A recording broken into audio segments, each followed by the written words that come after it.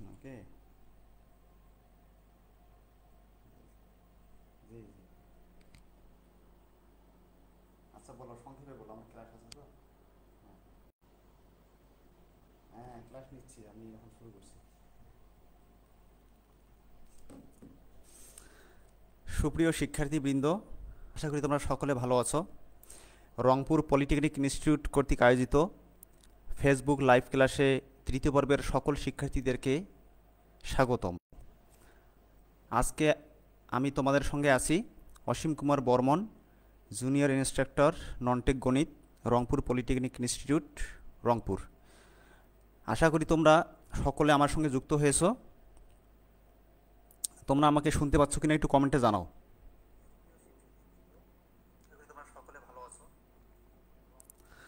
আচ্ছা, আশা করছি তোমরা সকলে শুনতে পাচ্ছ আর কি। তাহলে আমরা আজকের ক্লাস শুরু করি। তোমরা যথারীতি গত ক্লাসের মতো শিটে ওই গুগল ফর্ম যে আছে সেটি অ্যাটেন্ডেন্সের জন্য ফিল আপ করে জমা দেবা। সেটি আমি লিঙ্ক দিয়েছি তোমাদের।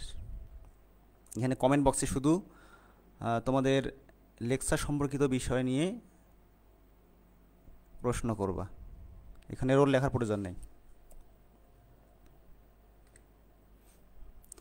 আচ্ছা, আজকে বরাবরের মতো আমরা ম্যাথমেটিক্স 3 বিষয় নিয়ে আলোচনা করব, যার বিষয় কোড 65931। এর জ্যামিতি অংশের অধ্যায় 8 অর্থাৎ বিন্দুর স্থানাঙ্ক, এর কিছু অংশ আমরা গত ক্লাসে করেছি। আজকে এর বাকি অংশ আলোচনা করব। আজকের পাঠ শেষে আমরা যা শিখব, অধ্যায়ের বাকি অংশ অর্থাৎ বিন্দুর স্থানাঙ্ক এবং দূরত্বের সূত্রের সাথে সম্পর্কিত সমস্যাগুলি সমাধান করতে পারবে তোমরা।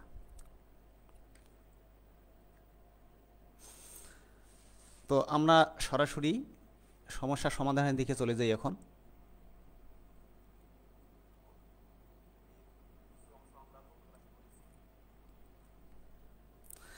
তোমরা এখানে দেখতে পাচ্ছ আমরা গত ক্লাসে 7টি সমস্যার সমাধান করেছিলাম, আজকে 8 নাম্বার সমস্যা। তো এখানে দেখো দেওয়া আছে কি, একটি বৃত্তের ব্যাসার্ধ 4 এবং ওই বৃত্তের কেন্দ্রের স্থানাঙ্ক 3, 4। এর যে জ্যাটি 5 বিন্দুতে কি করবে, সমদ্বিখণ্ডিত হবে, তাহলে তার দৈর্ঘ্য অর্থাৎ ওই জ্যা যেটি আছে তার দৈর্ঘ্য আমরা বের করব।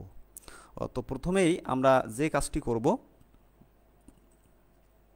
আমরা আগে চিত্রটা অঙ্কন করে নেব। তো এখানে দেওয়াই আছে, দেখো আরেকবার, বৃত্তের ব্যাসার্ধ দেওয়া আছে 4, কেন্দ্রের স্থানাঙ্ক অর্থাৎ ওই বৃত্তের যেটি কেন্দ্র হবে তার স্থানাঙ্ক 3, 4, অর্থাৎ এক্সের মান 3 এবং ওয়াইয়ের মান 4।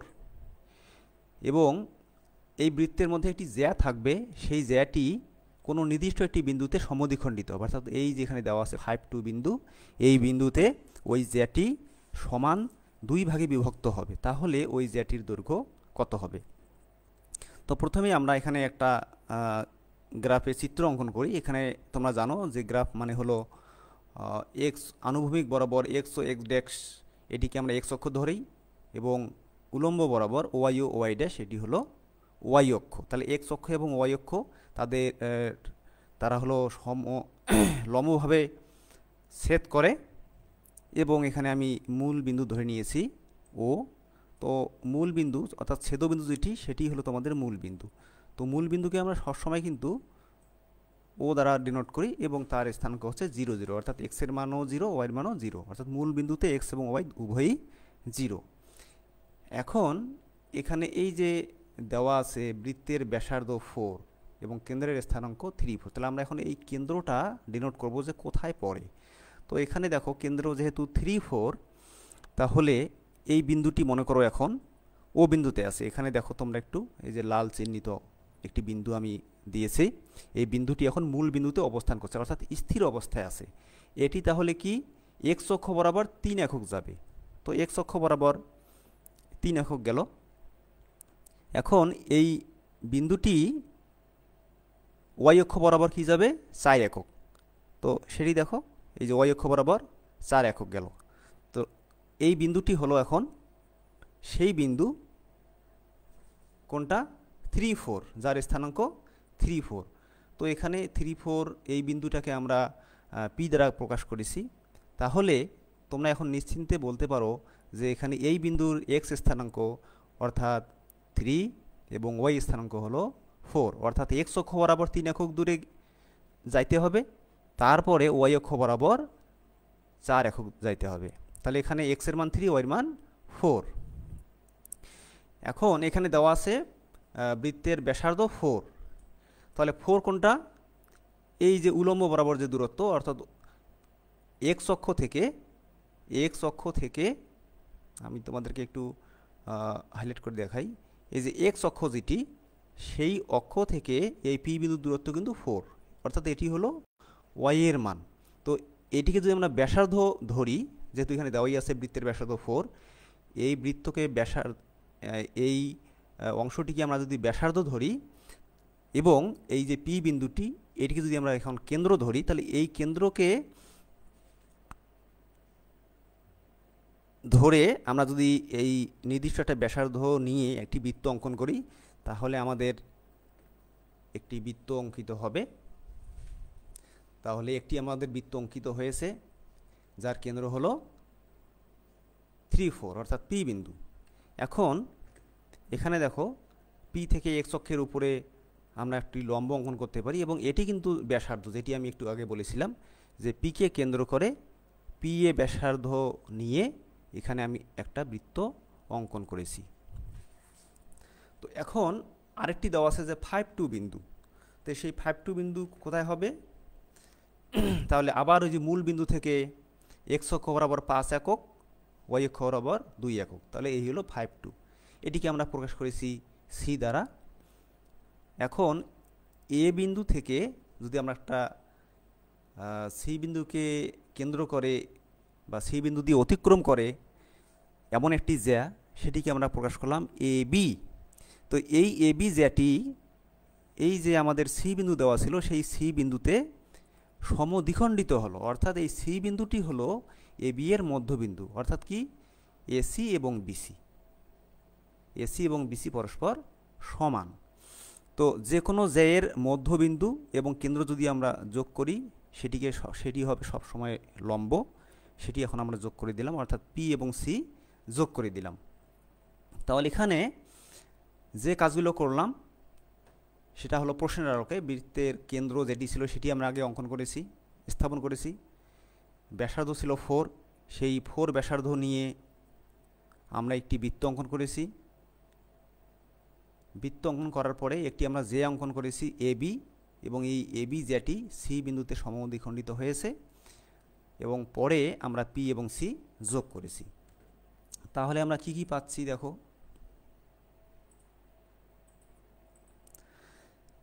তাহলে যে কাজগুলো আমরা করেছি, যে কেন্দ্রের স্থানাঙ্ক 3, 4 এবং এ বি জ্যাটি সি বিন্দুতে সমদ্বিখণ্ডিত হয়েছে। তাহলে পিসি সমান কি হবে? পিসি অর্থাৎ পি বিন্দু থেকে সি বিন্দুর মধ্যবর্তী দূরত্ব। তো দুটি বিন্দুর মধ্যবর্তী দূরত্ব নির্ণয়ের সূত্র আমরা জানি, √x1 - x2 whole square plus y1 - y2 whole square. তো এখানে আমরা পি বিন্দুটাকে x1 y1 ধরে নিলাম, আর সি বিন্দুটাকে x2 y2। সেই হিসেবে x1 - x2 whole square plus y1 - y2 whole square. তো এটিকে ক্যালকুলেশন করলে √4 + 4 অর্থাৎ √8, এবং √8কে যদি আমরা ভেঙে নেই তাহলে 2√2, অর্থাৎ তোমরা জানো যে √4কে ভাঙলে আমরা পাবো √4 × 2, তাহলে 4-এর √ওভার হলো 2, আর বাকি 2টা ঠিক থাকবে, এই হলো 2√2। তো এটি হলো পিসি এর দূরত্ব। এখন পি এটা কত হবে? এই যে এখানে দেখো, আমরা আগেই বলেছিলাম যে পি এটা হলো বৃত্তের ব্যাসার্ধ, যেটি দেওয়াই ছিল, এবং এটি হলো কি ব্যাসার্ধের মানটা আছে 4, এবং এই 4 হলো এই যে ওয়াইয়ের মান, অর্থাৎ এই যে আমাদের কেন্দ্র ছিল 3, 4, এক্সের মান 3, ওয়াইয়ের মান 4। তো এটি হলো ব্যাসার্ধ, অর্থাৎ পি এ আমাদের এখানে ব্যাসার্ধ, পি এ ইকুয়াল 4। এখন ওই চিত্রটাই আমরা এখানে একটু দেখিয়েছি। এখানে এখন দেখো পিএসি একটি সমকোণী ত্রিভুজ উৎপন্ন হয়েছে। পিএসি এই অংশটি, এই ক্ষেত্রটি একটি সমকোণী ত্রিভুজ ক্ষেত্র। তো এখানে পি এটা হলো আমাদের অতিভুজ, পিসিটা হচ্ছে লম্ব, আর এসি হলো ভূমি, যেটি এবিজে এর অর্ধেক। এখন আমরা জানি এই সমকোণী ত্রিভুজ পিএসি হতে পিথাগোরাসের যে সূত্রটি আমরা জানি, লম্ব স্কোয়ার প্লাস ভূমি স্কোয়ার ইকুয়াল টু অতিভুজ স্কোয়ার। তো এখানে আমরা আগে ভূমি স্কোয়ার দিয়েছি প্লাস লম্ব স্কোয়ার ইকুয়াল অতিভুজ স্কোয়ার। তো এখানে যদি আমরা একটু সাইড চেঞ্জ করে নিই, AC square equal P A square minus PC square. তো এখানে এসি স্কোয়ার ঠিক থাকলো, পি এর মান আমরা একটু আগে পেলাম 4 এবং পিসির মানও একটু আগে আমরা পেয়েছি 2√2। তো এখানে যদি ক্যালকুলেশন করি, 4 স্কোয়ার অর্থাৎ 16, 2√2 স্কোয়ার মানে হলো 8। এখন ক্যালকুলেশন করলে এসি স্কোয়ার ইকুয়াল পাবো আমরা 8। সুতরাং এখানে যদি উভয় এসির মান বের করি তাহলে √8 এবং স্কোয়ার রুট মানেই হলো আমরা জানি 2√2। তো এটি হলো দেখো কার মান, এসি এর মান। এসি কী ছিল, এই যে এসিটা এটি কিন্তু এবি এর অর্ধেক। তাহলে এসি যদি 2√2 হয় তাহলে বিসিও 2√2 এবং এসি এবং বিসি দুটো অংশ যোগ করেই আমরা এবি টোটাল জে এর দৈর্ঘ্যটি পাচ্ছি। তো সুতরাং আমরা জানি যে জে এর দৈর্ঘ্য এবি, অর্থাৎ এবি মানে হলো 2 ইন্টু এসি এবং এসির মান আমরা পেলাম 2√2। এটিকে ক্যালকুলেশন করলে পাচ্ছি 4√2। তাহলে আশা করি তোমরা খুব সহজেই বুঝতে পেরেছ। তাহলে এই ধরনের যে সমস্যাগুলো থাকবে তোমরা এই নিয়মে খুব সুন্দরভাবে আশা করি করতে পারবে। আমরা এখন অন্য একটি অংশ নিয়ে আলোচনা করি। একটি বিন্দুর কোটি ভুজের দ্বিগুণ। এখানে শর্তটি দেখো, কোটি হলো ভুজের দ্বিগুণ, অর্থাৎ ভুজ যা হবে কোটি হবে তার দ্বিগুণ। যদি এর দূরত্ব, অর্থাৎ এই যে বিন্দুটি পেলাম আমরা, প্রথম যে বিন্দুটি, এই বিন্দুর দূরত্ব কোন বিন্দু থেকে, 4, 3, অর্থাৎ এই যে প্রথম যে বিন্দুটি, এই বিন্দু এবং 4, 3 এই বিন্দু, এই দুটো বিন্দুর মধ্যবর্তী দূরত্ব দেওয়া আছে এখানে √10। তাহলে বিন্দুটির স্থানাঙ্ক কত হবে? তাহলে আমরা এখানে শুরুতেই ধরে নিই যে বিন্দুটির ভুজ ধরে নিচ্ছি আমরা এক্স এবং দেওয়াই আছে কোটি হলো এর দ্বিগুণ। তাহলে বিন্দুর কোটি হবে এক্স এর দ্বিগুণ অর্থাৎ 2x। তাহলে বিন্দুটি কি হবে? তাহলে আমরা জানি বিন্দু মানেই হলো ভুজ কমা কোটি। তাহলে প্রথমে ভুজ মানে হলো এক্স আর কোটি হলো 2x। এই হলো আমাদের বিন্দুটি। এখন এই বিন্দু থেকে এই যে 4, 3 দূরত্ব দেওয়া আছে √10। তাহলে আমরা প্রশ্ন মতে কী জানি, এই দুটো বিন্দুর মধ্যবর্তী দূরত্ব অর্থাৎ x 2x থেকে 4, 3 দূরত্ব আগের সূত্র মতে x1 - x2 whole square plus y1 - y2 whole square equal দেওয়া আছে, এটা আমাদের শর্ত দেওয়া আছে √10। তো ভিতরের অংশটাকে যদি আমরা প্রথম অংশটা a - b হোল স্কোয়ার করলে আমরা পাবো x² - 8x + 16। একইভাবে পরের যে অংশটি 2x - 3 হোল স্কোয়ার, এটাকেও আমরা a - b হোল স্কোয়ারের সূত্রে ফেললে পাবো 4x² - 12x + 9। ডান দিকে যা আছে তাই থাকলো। এখন উভয় পক্ষ থেকে আমরা √ওভার বাদ দিতে পারি, বাদ দিলে এই লাইনটি পেলাম। এখন যদি ক্যালকুলেশন করি x², 4x², তার মানে হলো 5x², এইভাবে যোগ বিয়োগ করে আমরা ফাইনালি পেলাম 5x² - 20x + 15 = 0। তো এখানে দেখো বাম দিকে আমাদের 5 কমন যায়, অর্থাৎ আমরা যদি উভয় পক্ষকে 5 দ্বারা ভাগ করি তাহলে বাম দিকে থাকবে কি, এটি হবে x², এরপরে -4x প্লাস হবে 3 = 0। তাহলে আমরা পরবর্তীতে পেলাম x² - 4x + 3 = 0। এটিকে যদি আমরা মিডল টার্ম করি তাহলে পাবো x² - 3x - x + 3 তো মিডল টার্ম তোমরা জানো। এখন প্রথম দুটো অংশ থেকে আমরা এক্স কমন নিলে এক্স মাইনাস থ্রি, আর পরের দুটো অংশ থেকে যদি আমরা মাইনাস ওয়ান কমন নিই তাহলে পাবো এক্স মাইনাস থ্রি। এখন এই দুটো অংশ থেকেই এক্স মাইনাস থ্রি কমন গেলে থাকছে আমাদের এক্স মাইনাস ওয়ান, অর্থাৎ x minus one into x minus three equal zero. তো এখানে দেখো দুটো রাশির গুণফল জিরো, অর্থাৎ প্রথম রাশিটি হলো এক্স মাইনাস ওয়ান, দ্বিতীয় রাশিটি হলো এক্স মাইনাস থ্রি। এই দুটো রাশির গুণফল জিরো কখন হবে? হয় প্রথমটা জিরো হবে অথবা পরেরটি জিরো হবে। তো সেই ক্ষেত্রে যদি আমরা এখানে আমরা বিস্তারিত লিখি নেই, তার মানে কী হবে, হয় x minus one equal zero অথবা x minus three equal zero. তাহলে এক্স মাইনাস ওয়ান ইকুয়াল যদি জিরো হয় সেখান থেকে আমরা এক্সের মান পাবো ওয়ান, আর x minus three equal zero হলে সেখান থেকে পাবো এক্সের মান থ্রি, অর্থাৎ এখান থেকে আমরা এক্সের মান ওয়ান থ্রি এই দুটো মান পেলাম। এখন যদি এক্সের মান ওয়ান হয় তাহলে বিন্দুটি আমাদের কী ছিল? ভুজ কমা কোটি, অর্থাৎ এক্স টু এক্স ছিল। তাহলে এক্সের মান যদি এখানে ওয়ান হয় তাহলে এখানে এই দুটো মান দুই জায়গায় যদি আমরা মান বসাই তাহলে এক্সের মান ওয়ান আর টু এক্স মানে হলো টু।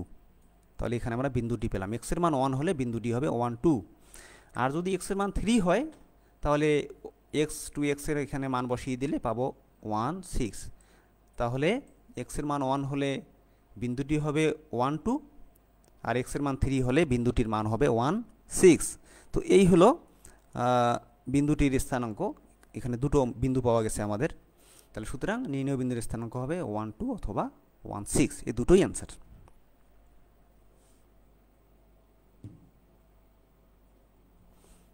আচ্ছা, তাহলে আমরা অপর একটি অঙ্কে যাই।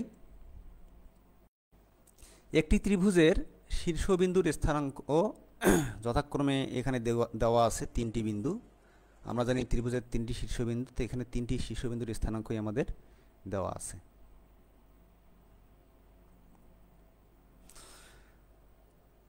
তাহলে কি হবে? এর ক্ষেত্রফল নির্ণয় করতে হবে, পাশাপাশি প্রমাণ করতে হবে বা দেখাতে হবে যদি টি এর মান জিরো হয় অথবা টি এর মান থ্রি হয় তাহলে ওই বিন্দুগুলো সমরেখ হবে।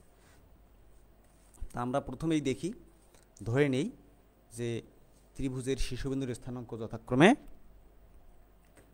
যেহেতু তিনটি বিন্দু তাহলে একটি হবে ওয়ান, একটি হবে টু, একটি হবে থ্রি দিয়ে, অর্থাৎ এক্স ওয়ান ওয়াই ওয়ান এটি হলো প্রথম বিন্দুটি। এরপরে এক্স টু ওয়াই টু এটি হবে দ্বিতীয় বিন্দুটি, এবং এক্স থ্রি ওয়াই থ্রি এটি হবে তিন নম্বর বিন্দুটি। তাহলে তিনটি বিন্দু আমরা পেয়ে গেলাম। তাহলে ক্ষেত্রফলের সূত্র আমরা অলরেডি আগেই জেনেছি যে ত্রিভুজের ক্ষেত্রফল হবে half into x one y two minus y three plus x two into y three minus y one plus x three into y one minus y two. এবং এটি কীভাবে মনে রাখা যায় সেটি আমি বলেছিলাম, অথবা নিজের মতো করে মুখস্থ করে নিতে বলেছিলাম। তো এখানে তোমরা জানো যে প্রথমটি যদি বলি যে এক্স ওয়ানের মান কি, তাহলে এই প্রথম অংশটি অর্থাৎ t one plus t two, এবং ওয়াই ওয়ানের মান হলো ওয়ান। এভাবে x two y two x three y three এই মানগুলো আমরা এখান থেকে সবগুলোই পাবো। তাহলে এখন যদি সবগুলো মান যদি এখানে পর্যায়ক্রমে বসিয়ে দেই তাহলে পাচ্ছি হলো হাফ, এই লাইনটি মানগুলো আমরা বসিয়ে দিলাম। তো এখন এখানে একটু সাধারণ ক্যালকুলেশন, টি প্লাস টু ঠিক থাকবে, এই যে টি থ্রি মাইনাস ওয়ান করলে হবে টু, তাহলে টু মাইনাস টুটি পাবো এখানে। এখানে প্রথম এইটি ঠিক থাকবে, এখানে ওয়ান ওয়ান কেটে গেলে শুধু থাকবে টু। এখানে থ্রি টি প্লাস টু ঠিক থাকবে, এখানে পাবো হলো মাইনাস টু। তাহলে আমরা পাচ্ছি হলো এই লাইনটি, ক্যালকুলেশনের পরে পাচ্ছি এই লাইনটি। এখন এই যে সেকেন্ড ব্র্যাকেটের ভিতরে যে অংশটি আছে এখানে, এটি টোটাল আমরা গুণ করে দেব। তাহলে প্রথম দুটো অংশ গুণ করলে আমরা এটি পাবো,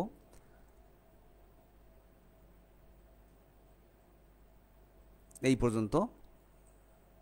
তারপরে দ্বিতীয় অংশটি গুণ করলে আমরা পাবো এই দুটো, আর শেষের অংশটি গুণ করলে পাবো এইটা। অর্থাৎ স্বাভাবিক আমরা যে ক্যালকুলেশন করি সেভাবে তোমরা করবা। এখন এটিকে যদি আমরা ফাইনালি ক্যালকুলেট করি তাহলে পাবো টু টি স্কোয়ার মাইনাস সিক্সটি। এখানে দেখো টু কমন যায়, তাহলে টু কমন গেলে অথবা যদি হাফ দ্বারা আমরা যদি গুণন করে দিই তাহলে প্রথম অংশটা টু টু কেটে যাবে টি স্কোয়ার, আর পরের অংশটাতে থাকবে সিক্স মাইনাস টু অর্থাৎ থ্রি। এবং এখানে যদি ফাইনালি আমরা টি কমন নেই একবার পাবো হচ্ছে আমরা টি ইন্টু টি মাইনাস থ্রি। তো এই ক্যালকুলেশনগুলো তোমরা যত সহজে বা যেভাবে করতে পারো শর্টকাট করতে পারবে।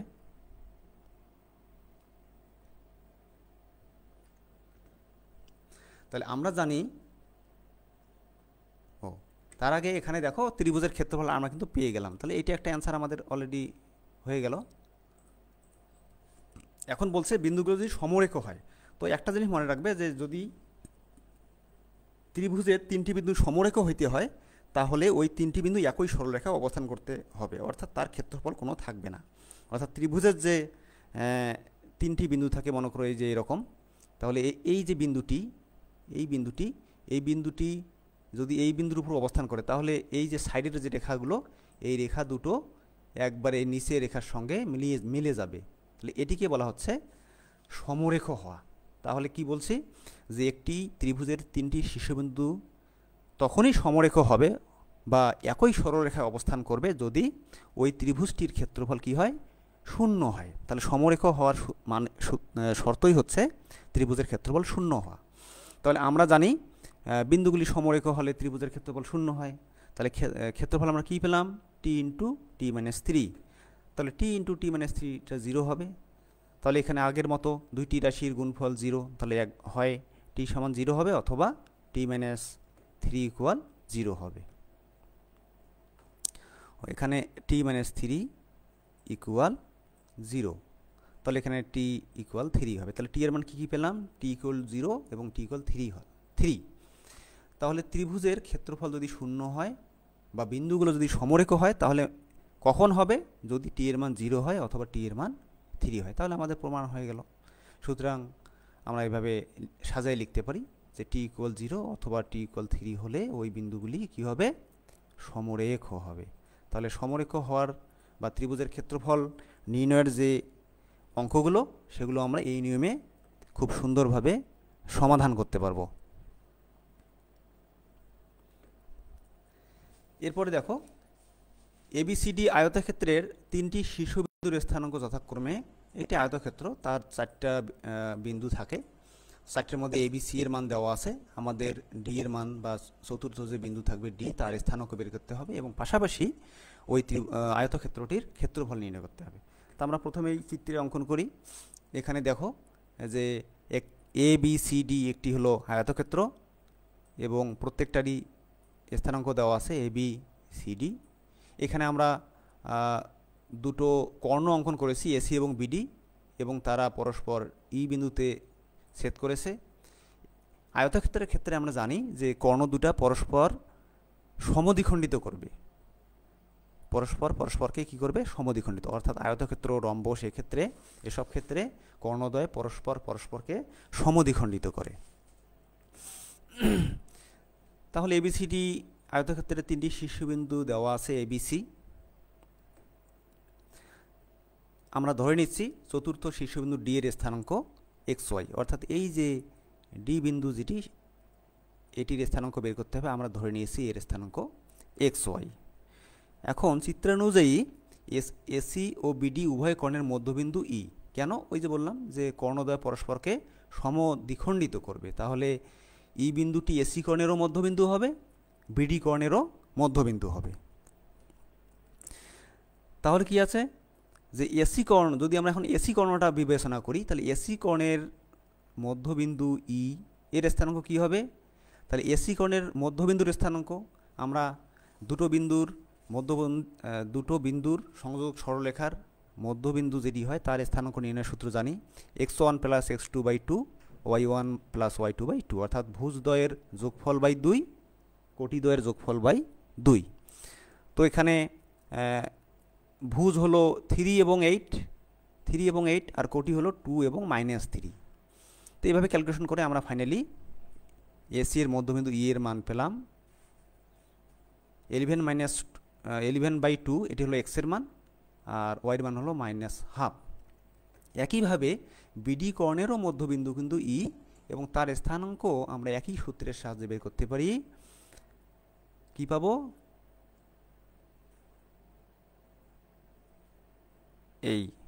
আচ্ছা এটা এইখানে পরের অংশটি না দিলেও হয় কারণ এই দুটো যেহেতু সমান, এটা আমরা পরবর্তীতে লিখব। তাহলে দেখো ই এর স্থানাঙ্ক হলো এখানে ওই যে বিডি, তাহলে ভুজদ্বয়ের যোগফল হচ্ছে x প্লাস 2 আর কোটিদ্বয়ের যোগফল হচ্ছে y -1।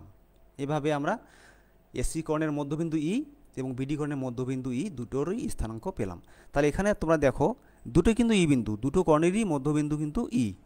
তাহলে ই এর স্থানাঙ্ক প্রথম ক্ষেত্রে যা পাবো, দ্বিতীয় ক্ষেত্রে যেটা পাবো, উভয়টি কি হবে?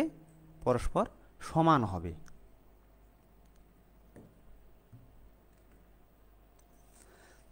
তাহলে সুতরাং কী হবে? ওই যে উভয় বিন্দুই, দুটো বিন্দুই পরস্পর সমান হবে, সেটি আমরা এখানে দেখিয়েছি। অর্থাৎ বিডি কর্ণের যেটি মধ্যবিন্দু সেটি ই, এটি হলো প্রথমটা, আর এসি কর্ণের মধ্যবিন্দু যেটি পেলাম সেটি হলো এটি। তাহলে উভয়টি পরস্পর সমান হবে, কারণ দুটোই হলো একই বিন্দু। তাহলে দুটো বিন্দু পরস্পর সমান মানে হলো এক্স স্থানাঙ্ক সমান হবে এবং ওয়াই স্থানাঙ্ক সমান হবে। তাহলে সেই ক্ষেত্রে এক্স স্থানাঙ্ক অর্থাৎ ভুজ সমান, তাহলে এখানে 2 ক্যান্সেল হলো, তাহলে x + 2 = 11। এখান থেকে আমরা পাবো x = 9। একইভাবে পরে কোটি সমান হবে y - y1/2 = -1/2। এখানে 2 ক্যান্সেল নিচে, তাহলে আমরা কি পাচ্ছি? y - 1 = -1, তার মানে ক্যালকুলেশন করলে y = 0। তাহলে x এবং y এর মান আমরা পেলাম। তাহলে x y কার স্থানাঙ্ক ছিল? ডি বিন্দুর স্থানাঙ্ক আমরা ধরে নিয়েছিলাম, তার স্থানাঙ্ক আমরা পেলাম 9 0, অর্থাৎ x এর মান 9, y এর মান 0। তাহলে চতুর্থ বিন্দু, এভাবে যে কোনো তিনটি বিন্দুর যদি স্থানাঙ্ক দেওয়া থাকে আমরা এই নিয়মে অপর বিন্দুটির স্থানাঙ্ক বের করতে পারবো সহজেই। তাহলে এটি একটি অ্যান্সার আমাদের হলো। তো একইভাবে আমরা এখানে চিত্রটি পাশে দিয়েছি, এই যে নতুন করে আমরা ডি এর স্থানাঙ্কটি পেলাম 9 0। এখন আমাদেরকে বের করতে হবে কি? আয়তক্ষেত্রের ক্ষেত্রফল। তো আয়তক্ষেত্রের ক্ষেত্রফল আমরা জানি দৈর্ঘ্য গুণন প্রস্থ। তাহলে আমরা যদি এখানে দৈর্ঘ্য এবং প্রস্থ যেহেতু বিপরীত বাহুগুলো পরস্পর সমান এবং সমান্তরাল, তাহলে এখানে এবিকে আমরা প্রস্থ যদি মনে করি আর এডিকে আমরা যদি দৈর্ঘ্য মনে করি, তাহলে এডি অথবা বিসি হলো দৈর্ঘ্য এবং প্রস্থ হলো এবি অথবা সিডি। তা আমরা এখানে যে কোনো দুটো মান বের করব। তাহলে প্রথমে এবির মান বের করলাম, অর্থাৎ এ এবং বি বিন্দুর মধ্যবর্তী দূরত্ব, সেই সূত্র অনুযায়ী আমরা ক্যালকুলেশন করলে পাবো √10। একইভাবে এডি এর দৈর্ঘ্য, অর্থাৎ এ ও ডি এই দুই বিন্দুর মধ্যবর্তী দূরত্ব আগের সূত্রের মতে পাবো আমরা ক্যালকুলেশন করলে √40। তাহলে আয়তক্ষেত্রে নির্ণয় ক্ষেত্রফল হবে দৈর্ঘ্য গুণন প্রস্থ। তাহলে দৈর্ঘ্য পেলাম √10, প্রস্থ পেলাম √40, অর্থাৎ গুণ করলে পাবো √400। 400 এর স্কোয়ার রুট করলে হবে 20, তাহলে 20 স্কোয়ার ইউনিট, অর্থাৎ বর্গ একক। ক্ষেত্রফলের একক হলো বর্গ একক, অর্থাৎ সেন্টিমিটার হলে বর্গ সেন্টিমিটার, মিটার হলে বর্গ মিটার, এভাবে। তো এটি একটি আমরা নিয়ম শিখলাম যে একটি আয়তক্ষেত্রের 4টি শীর্ষবিন্দুর মধ্যে যে কোনো 3টি দেওয়া থাকবে, অপরটি বের করতে হবে, পাশাপাশি তার ক্ষেত্রফলটিও আমরা এখন বের করতে পারবো।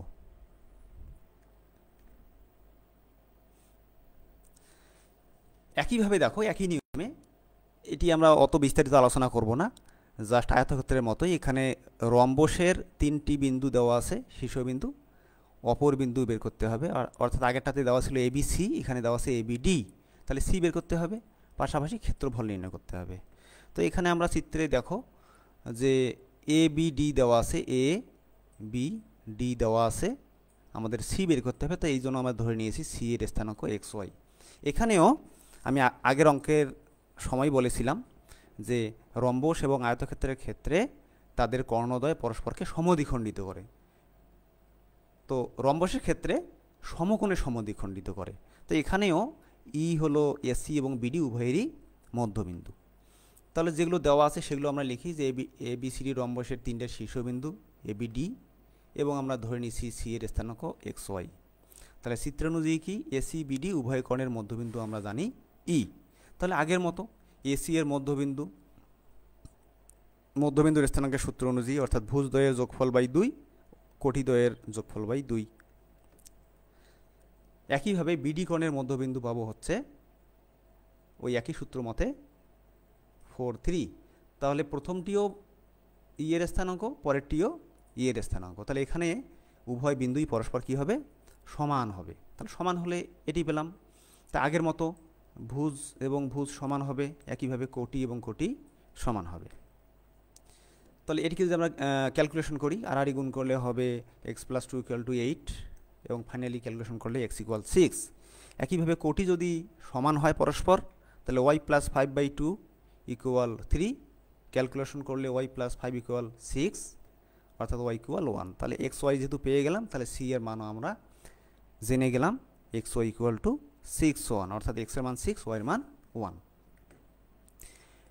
এখন এই যে c এর মান নতুন করে আমরা পেয়ে গেছি 6 1, তাহলে সবগুলো মানই আমরা এখন জানি। তাহলে এটি যেহেতু রম্বস, রম্বসের ক্ষেত্রফল আমরা জানি হাফ ইন্টু d1 d2, অর্থাৎ কর্ণদ্বয়ের গুণফল। তাহলে এখানে কর্ণদ্বয় কি এসি বিডি, তাহলে এসি এই দুটো বিন্দুর মধ্যবর্তী দূরত্ব আগের মতোই ওই সূত্রের সাহায্যে ক্যালকুলেশন করলে পাবো √32 এবং বিডি মান পাবো √8।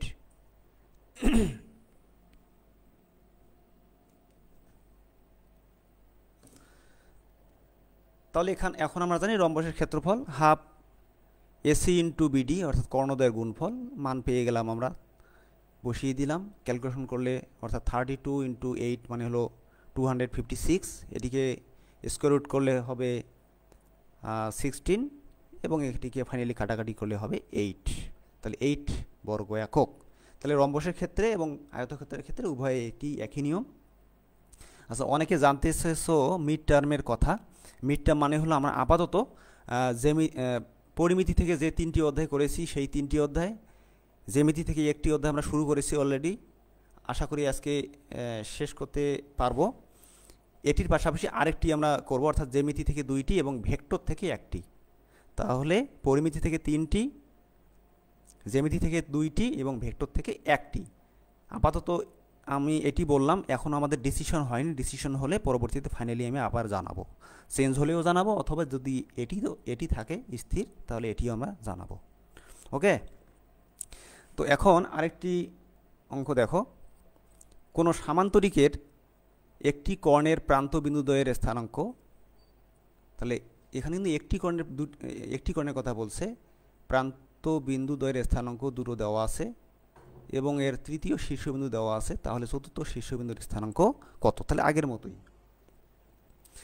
তো এখানে আমরা চিত্রে অঙ্কিত করেছি, দেখো আমরা যদি বিন্দুগুলো স্থাপন করি তাহলে এরকম একটি চিত্র পাবো। এটি কি সামান্তরিক, অর্থাৎ এখানে 3টি বিন্দু দেওয়া ছিল, প্রান্ত বিন্দুদ্বয়। তো এখানে মনে করো হলো বিডি, মনে করো বিডি, এটি হলো বি আর এটি হলো ডি। এর প্রান্ত বিন্দুদ্বয় কি? একটি হলো সি, একটি হলো এ। তো এদের বিন্দু দুটো দেওয়া আছে, পাশাপাশি তৃতীয় বিন্দু অর্থাৎ এই যে বিডি থাকলো তার মধ্যে একটি আমরা ধরে নিলাম এই যে বি, চতুর্থ বিন্দু বলতে আমরা ডি ধরে নিচ্ছি। তো এই ডি বিন্দুর স্থানাঙ্ক আমাদেরকে বের করতে হবে। তাহলে আগের নিয়মেই এবিসিডি একটা সামান্তরিকের কর্ণ হলো এসি, এসি এর বিপরীত বিন্দু হলো এসি কর্ণ, এর প্রান্ত বিন্দুদ্বয়ের স্থানাঙ্ক এসি, একটি কর্ণের প্রান্ত বিন্দুদ্বয় অর্থাৎ এসি কর্ণটি যদি আমরা ধরে নিই তার প্রান্ত বিন্দু হলো এসি, তো সেই এসি দেওয়া আছে। তৃতীয় বিন্দু একটি ধরে নিলাম বি, আর ডি এর স্থানাঙ্ক বের করতে হবে। তাহলে এর আগের মতো এসি এবং বিডি কর্ণ দুটি পরস্পর কি হবে? ই বিন্দুতে ছেদ করবে এবং ই হবে ওই এসি এর মধ্যবিন্দু, অর্থাৎ এখানে একটি কর্ণ দিয়ে কাজ করলেই হবে। তাহলে সুতরাং ই বিন্দুর স্থানাঙ্ক কি হবে? ই বিন্দুর স্থানাঙ্ক কি হবে? এই যে সূত্র x1 + x2/2 y1 + y2/2। তাহলে ই বিন্দুর স্থানাঙ্ক এসি কর্ণের ক্ষেত্রে এসি, তাহলে এখানে এ এবং সি যে বিন্দুগুলো দেওয়া ছিল সেই বিন্দুগুলো যদি আমরা এখানে বসিয়ে দেই তাহলে আমরা পাবো এটা ই বিন্দুর স্থানাঙ্ক। তাহলে আবার বিডির মধ্যবিন্দু ই, অর্থাৎ ওই যে আয়তক্ষেত্র এবং রম্বসের ক্ষেত্রে যেভাবে করেছি এটাও একইভাবে, কোনো পার্থক্য নাই। তাহলে সুতরাং এক্স ইকুয়াল কি হবে? এইটা, এবং আর একটু তোমরা ঘুরে দেখো, এই যে এই বিন্দুর স্থানাঙ্ক হলো কত? -3/2 আর হলো হাফ। তো একইভাবে বিডির মধ্যবিন্দু আমরা পাবো দুটো, অর্থাৎ এখানে আমরা আলাদা আলাদা করে দিয়েছি, সাধারণত আমরা এইভাবে লিখি এক্স কমা ওয়াই, এবং এখানেই আমরা এক্সের মানটা লিখি হলো x1 প্লাস x2 বাই 2, আর আরেকটা লিখি y1 প্লাস y2 বাই 2। মূলত এটি, তো এটিকে আমরা ব্র্যাকেটের মধ্যে না লিখে এই যে x ইকুয়াল প্রথমটি লিখেছি, y ইকুয়াল দ্বিতীয়টি লিখেছি। তাহলে x ইকুয়াল যদি এটি পাই, তাহলে এখানে এই যে x এর মান কি একটু আগে আমরা পেলাম -3/2, আর ডান দিকে হলো এটি বিডি থেকে পেয়েছি, এই যে বিডি যে কর্ণ, সেখানে বি মনে করো যে x1 y1 আর ডি মনে করো হলো x2 y2। সেই ক্ষেত্রে আমরা এখানে মানগুলো বসিয়ে দিলে এটি পাবো। এটিকে ক্যালকুলেশন করলে x ইকুয়াল -1। পাশাপাশি y এর মান যেটি আমরা জানি, এই সূত্রটি, এখানেও y এর মান আমরা আগের যে স্লাইডে y এর মান পেয়েছি সেটি দিলাম, অর্থাৎ এই বিন্দুর স্থানাঙ্ক যেটি পেয়েছি প্রথমটি x, পরেরটি y। এক্ষেত্রে আমরা y এর মান পেলাম 2। তাহলে ডি বিন্দুর যে স্থানাঙ্ক সেটি হলো -1, 2। তো এভাবে তোমরা খুব সুন্দরভাবেই করতে পারবে আয়তক্ষেত্রের ক্ষেত্রে বা সামান্তরিকের ক্ষেত্রে। তাহলে আমরা জানলাম সামান্তরিক, আয়তক্ষেত্র এবং রম্বসের ক্ষেত্রে কীভাবে চতুর্থ বিন্দুর স্থানাঙ্ক নির্ণয় করতে হয়। এরপরে দেখো এটি একটি সহজ অঙ্ক, যে এবিসি ত্রিভুজ এর তিনটি শীর্ষবিন্দু এবিসি দেওয়া আছে, তার ক্ষেত্রফল বের করতে হবে, এবং বাড়তি একটি অংশ আছে যে এই বিন্দু থেকে যদি বি বাহুর উপর যদি লম্ব হয় তার পরিমাণটাও কত। তাহলে আমরা ধরে নিই তিনটি শীর্ষবিন্দু x1 y1 প্রথমটি, x2 y2 দ্বিতীয়টি, একইভাবে x3 y3 পরেরটি। তাহলে ক্ষেত্রফল কি হবে? আমরা যে ক্ষেত্রফলের সূত্রটি জানি সেটি আমরা লিখব। লিখলাম, লেখার পর এখানে পর্যায়ক্রমে আমরা মানগুলো বসিয়ে দেব, মানগুলো বসিয়ে দিয়ে ক্যালকুলেশন করব। ক্যালকুলেশন করলে আমরা ফাইনালি পাচ্ছি 19/2। এটি হলো কি ত্রিভুজের ক্ষেত্রফল। এখন দেখো এখানে দেওয়া আছে এ থেকে বিসি বাহুর উপর। এটি কিন্তু বিভিন্নভাবে আসে আমাদের, কখনো থাকে এ হতে বিসি বাহুর উপর, কখনো বি হতে এসি বাহুর উপর, আবার কখনো সি থেকে এবি বাহুর উপর। তো যেহেতু এ থেকে বিসি বাহুর উপর, আমরা মোটামুটি একটি ধারণা পাওয়ার জন্য, এটি একুরেট চিত্র না, ধারণা পাওয়ার জন্য আমরা এখানে ধরে নিয়েছি যে বিসি একটা ত্রিভুজ, তার উপরে লম্ব হলো এ থেকে, এই যে এ থেকে বিসি বাহুর উপরে লম্ব হচ্ছে এডি। তাহলে এটা ধরে নিলাম যে এ থেকে বিসি বাহুর উপর লম্ব হলো এডি। তাহলে ত্রিভুজের ক্ষেত্রফল কি? হাফ ইন্টু ভূমি ইন্টু উচ্চতা। তাহলে হাফ ইন্টু বিডি ইন্টু এডি। এই ত্রিভুজের ক্ষেত্রফলটি আমরা একটু আগে পেলাম 19/2। এটিকে ক্যালকুলেশন করলে নিচের 2 কাটা যাবে, বা এখানে আমরা পরেও কেটে দিতে পারি। তাহলে বিসি মানে চিত্র থেকে আমরা যেগুলো জানলাম, বি এবং সি বিন্দুর মধ্যবর্তী দূরত্ব, এটি আমরা এইভাবে পাবো। পাশাপাশি এডি থাকলো, এটিকে ক্যালকুলেশন করলে আমরা এভাবে ফাইনালি এডি ইকুয়াল 19/√17। তাহলে এইভাবে যে কোনো একটি ত্রিভুজের ক্ষেত্রফল, পাশাপাশি কোনো একটি বিন্দু থেকে অপর বাহুর উপর লম্ব যদি দেওয়া থাকে, তাহলে সেই ক্ষেত্রে তার ক্ষেত্রফলটি আমরা বের করতে পারবো। তাহলে আশা করি তোমরা বুঝতে পেরেছো। তোমাদের কিছু বাড়ির কাজ থাকবে, এখানে আমি 4টি বাড়ির কাজ দিয়েছি, এগুলো করবে, সেশন খাতায় ওঠাবে। তা আজকে এই পর্যন্তই। সকলের সুস্বাস্থ্য কামনা করে, এবং যখনই বাইরে বের হবে সকলের স্বাস্থ্যবিধি মেনে চলবা। আগামী ক্লাসের আমন্ত্রণ জানিয়ে এখানেই শেষ করছি। সকলকে ধন্যবাদ।